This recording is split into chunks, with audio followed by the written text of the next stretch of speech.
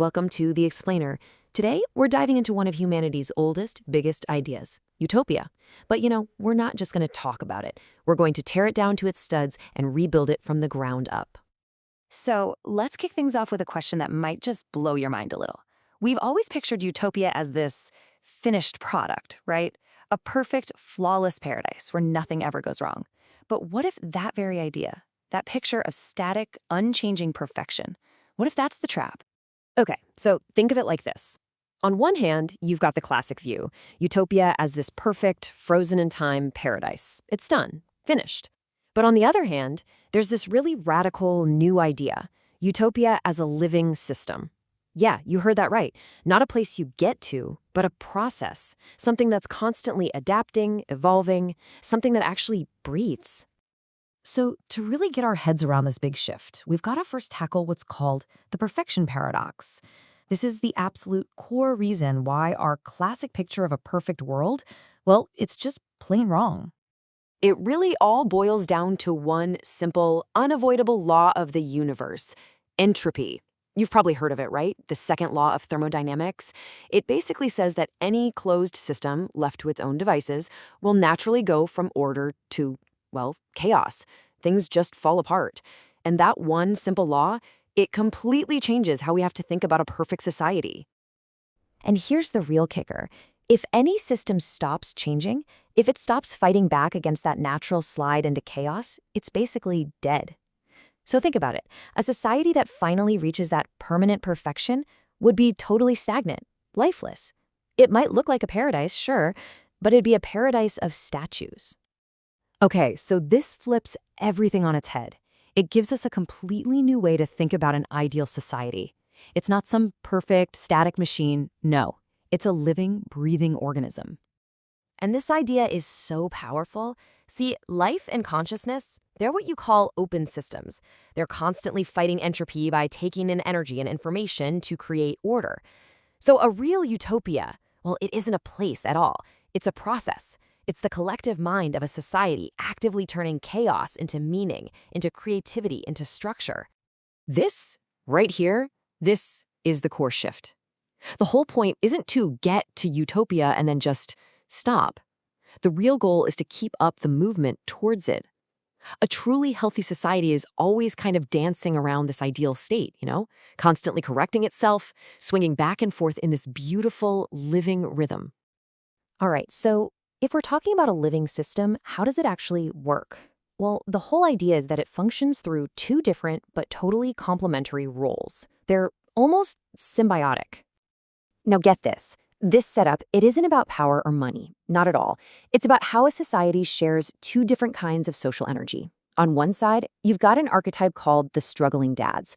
Think of them as the planners, the leaders, the ones who soak up all the uncertainty to keep the whole system in balance.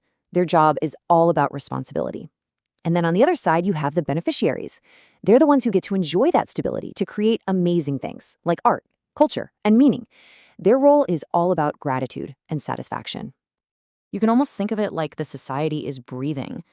The struggling dads, they inhale all the chaos and uncertainty, and they exhale order, things like safety, infrastructure, you name it. Then the beneficiaries take in all that order and exhale beauty and meaning, art, joy, culture, all the stuff that makes life worth living. And that in turn is what sustains and gives purpose back to the first group. It's this constant vital back and forth. But here's the catch. This whole delicate system of social breathing, it only works if that rhythm stays steady. If it falls out of sync, well, the utopia gets sick. And believe me, this balance is fragile. If you get too much of that struggling dad energy, you get over-control. The society becomes rigid, stale, authoritarian. But if you get too much beneficiary energy, you get overindulgence, and the whole thing just collapses into chaos. The only healthy place to be is in that cooperative rhythm, that constant breath between structure and freedom. Now, this is where it gets really, really cool. This whole social model, it isn't just a clever metaphor. It actually mirrors the biology of a healthy brain. There's this emerging theory called the Brain Kinematics Model, and it suggests our own minds work in a surprisingly similar way. So, in this brain model, the struggling dads are basically like our prefrontal cortex, the rational, planning part of the brain that takes on all the stress. The beneficiaries, they're like the limbic system. That's where all our emotions and creativity come from. And the communication between them, we're talking laws, media, education, that's like the neural pathways connecting our reason and our emotion, making us a whole functioning person. Okay, so let's circle back. If utopia isn't some fixed place, but this dynamic balancing act, how in the world would you even measure that? Well, this brings us to a whole new way of thinking about how healthy a society is. So this formula you're seeing, it's called a utopian balance index. And look, don't get bogged down in the math. The concept itself is actually pretty simple. All it does is measure how close a society is to its perfect, ideal balance. And here's the key insight. Those little fluctuations, those small wobbles away from perfect balance, they aren't failures. They are the signs of life. And this is just so important to grasp.